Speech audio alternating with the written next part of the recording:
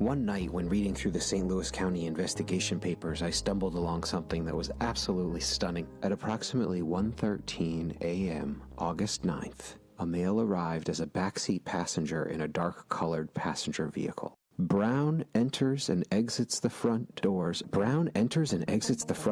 Michael was at the market at 1:13 a.m. the night before he died? Camera 7. The male proceeds to the beverage cooler, selected unknown items, and proceeded to the register. The male remains at the counter and eventually leaves the area of the registers with no merchandise. I couldn't believe what I had read. Michael was in the store the night before he died, and St. Louis County saw the videotape, and they didn't tell us. Well, guess what, St. Louis County? I've got the videotape. I was surprised to hear that 2 years later, there was a video. What you're going to see on this video is what they didn't show us happen that clarifies that there was an understanding, and that's what you're going to see in that video.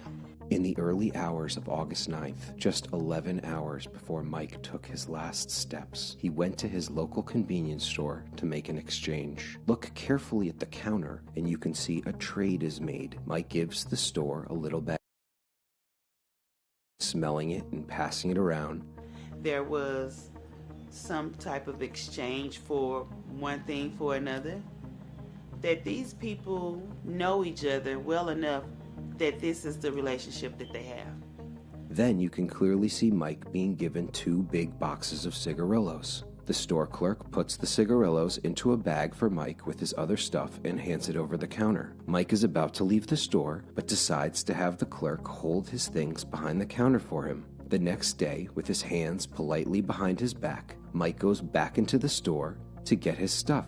It was a misunderstanding. St. Louis County has written documentation that we found which shows they saw the 1:13 a.m. videotape, but they leave out what really happened that night in their report.